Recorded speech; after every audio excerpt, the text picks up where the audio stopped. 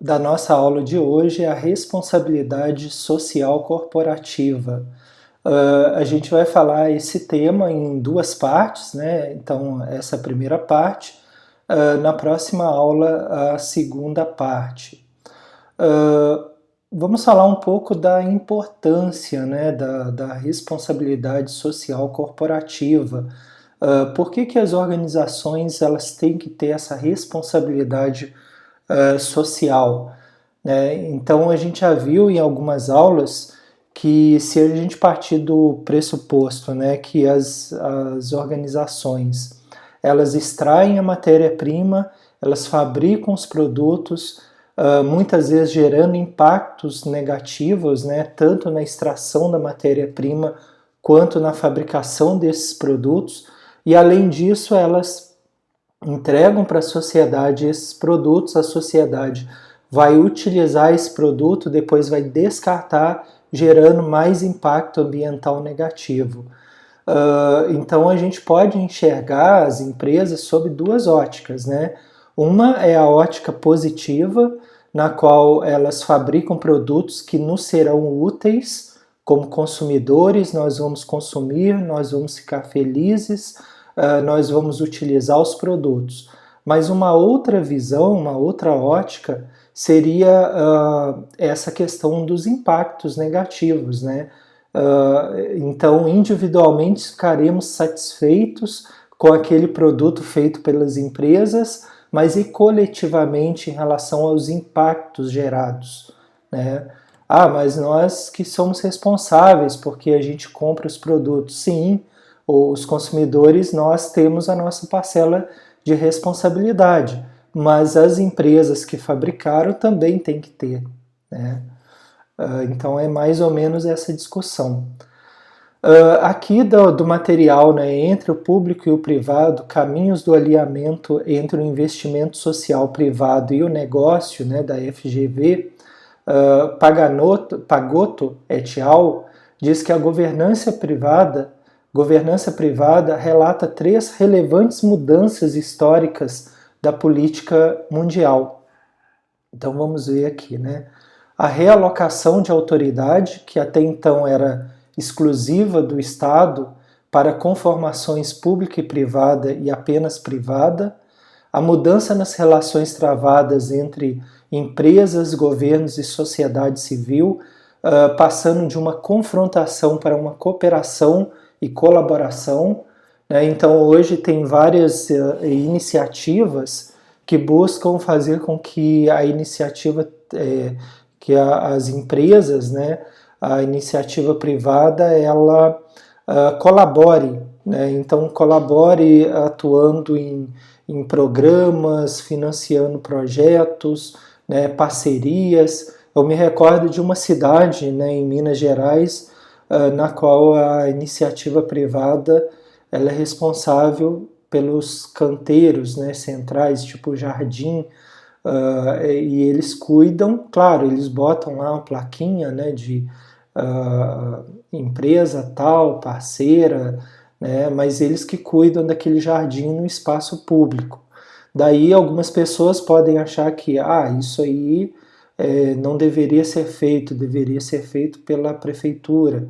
Outros falam, não, é bom porque além de divulgar a empresa, também ela que vai ser responsável ali por aquele jardim, né, e todos os custos serão suportados por ela. Então são duas formas de analisar a situação. Institucionalização da cooperação entre os entes privados, especialmente entre organizações com e sem fins lucrativos, materializada por meio de parcerias, né? Então, hoje, muitas parcerias público-privadas, que, claro, tem que ter um cuidado muito grande, né, para não haver esse desvio do dinheiro público para a iniciativa privada, né? Então, tem que haver esse repasse, mas desde que haja a contrapartida do serviço prestado, né, do que foi acordado ali, que seja de fato prestado esse serviço.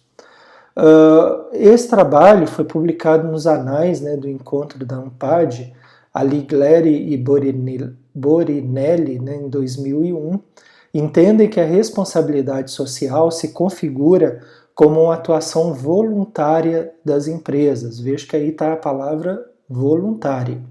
Com as comunidades externas, né, consumidores, fornecedores, sociedade civil, e comunidade interna, empregados e acionistas das quais ela faz parte.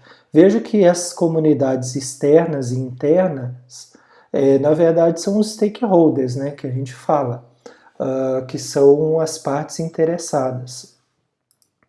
Então, seguindo aqui, né, mediante o envolvimento em atividades e ações que possam contribuir de alguma forma para manter ou modificar positivamente o bem-estar social ou ambiental.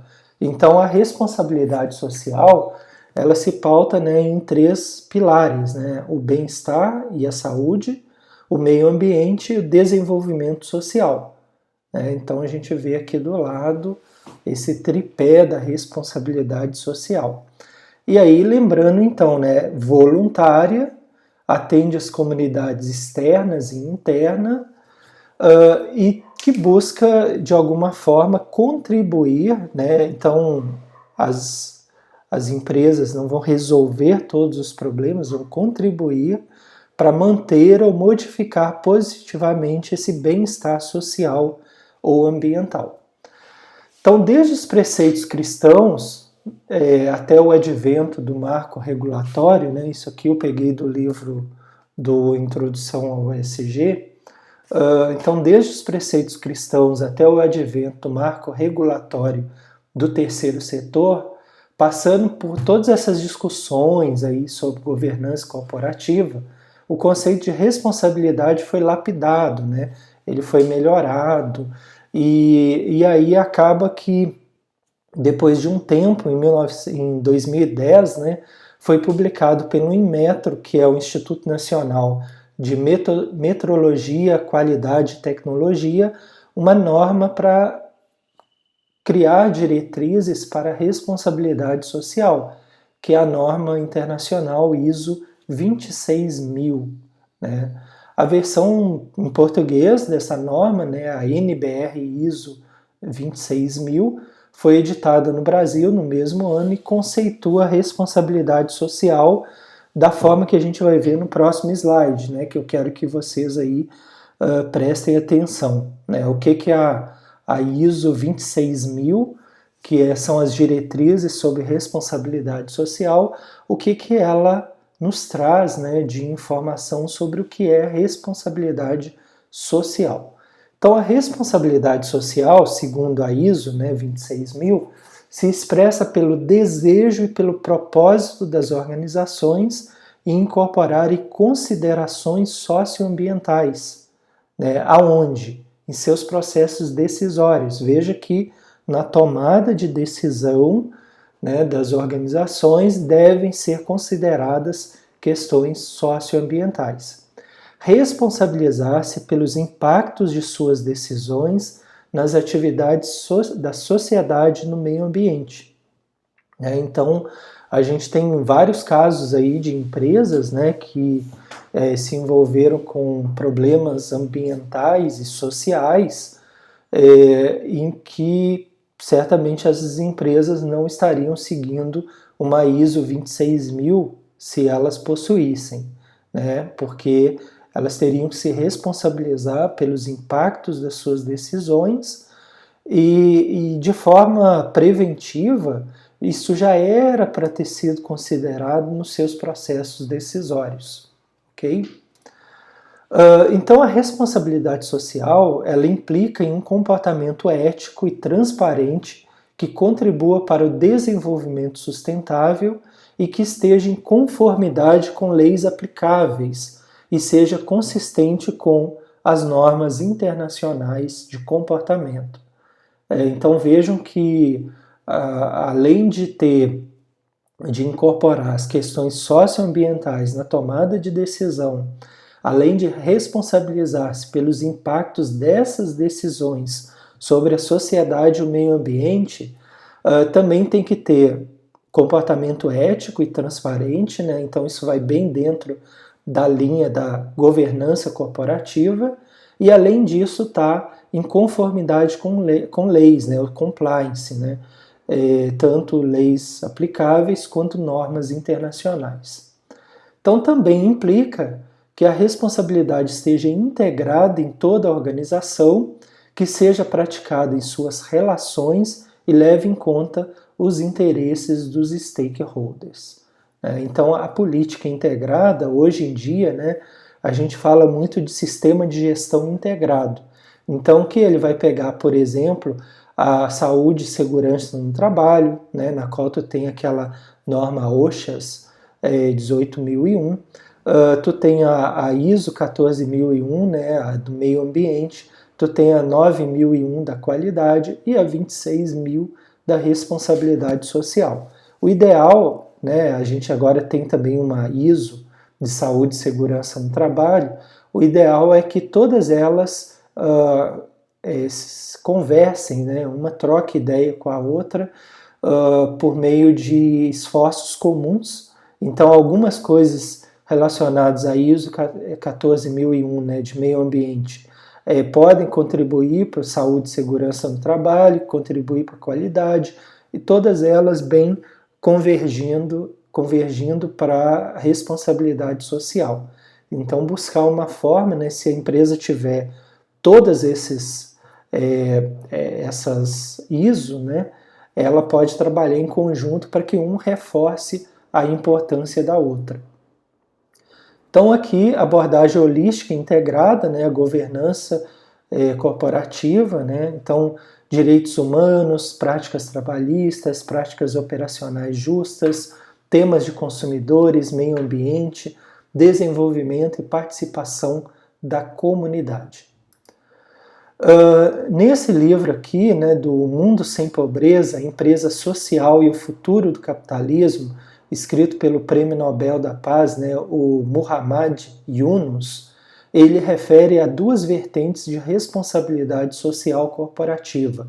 Então ele considera que existe uma fraca e outra considerada como forte. A gente vai ver cada uma delas. A responsabilidade social corporativa fraca, ele diz que não se traduz no valor da empresa, apenas na máxima de que não se deve causar danos às pessoas ou ao planeta, salvo se isso implicar em reduzir seus lucros. É uma definição um pouco traumática, né? A gente pensar assim, quer dizer, a empresa não deve causar danos às pessoas ou ao planeta, salvo se isso implicar em reduzir seus lucros, né? Quer dizer, se reduzir os lucros, pode causar danos às pessoas ou ao planeta, né? É esse que é o entendimento da frase, né? Então, talvez seja por isso que esteja sendo considerado como fraca, né? Afinal de contas, né, eu me perguntaria, isso é uma opinião pessoal, né? Eu me perguntaria o que é mais importante, pessoas, planetas ou lucro? Pessoas, planeta ou lucros, né? Porque aqui dá a impressão que não se deve causar danos às pessoas e ao planeta, salvo se isso implicar em reduzir lucros. É meio truncada essa frase, essa ideia. Já a responsabilidade social corporativa forte se caracteriza por um pensamento que agregue valor para o coletivo, que tem como lema fazer o bem para as pessoas e o planeta, desde que não haja o sacrifício dos lucros. Daí é outra leitura, né? Quer dizer, se houver sacrifício dos lucros, então tu pode deixar de fazer bem para as pessoas e o planeta, né? Não teria que ser, vamos fazer bem para as pessoas e o planeta independente, né? E tentar conciliar a obtenção dos lucros, né? Então, eu sou um pouco crítico tanto com uma definição, mas tudo bem, aqui é a fraca, né?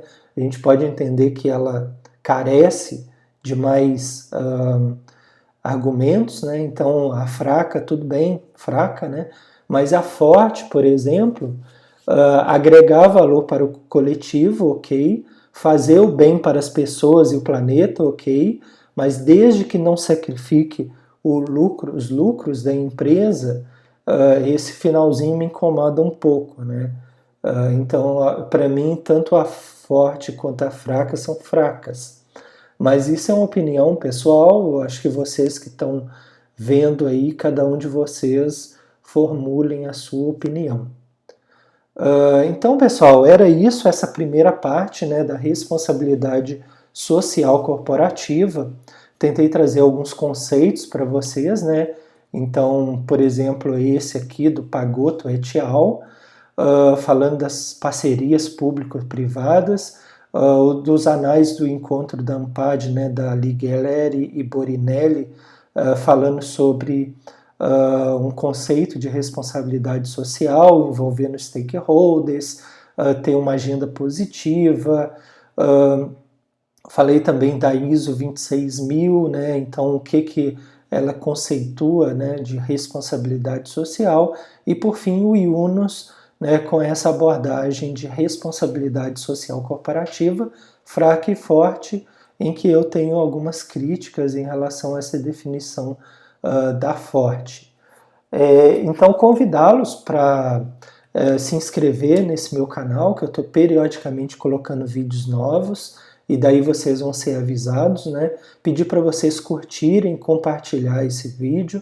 Lembrando que a gente tem diversos livros publicados em que vocês podem encontrar no nosso site informações sobre eles, né? O administraçãoverde.com.br, mas também informações deles em vídeos que eu criei a respeito de cada um dos livros em que vocês encontram nesse canal. Lembrando que a gente tem outros cursos gratuitos, né, de administração e sustentabilidade, curso de marketing ambiental, consumo consciente, SGA, gestão de pessoas, logística reversa, certificação florestal e empreendedorismo, tá? Tudo gratuito nesse canal do YouTube. Então agradeço a atenção de vocês e até a próxima aula.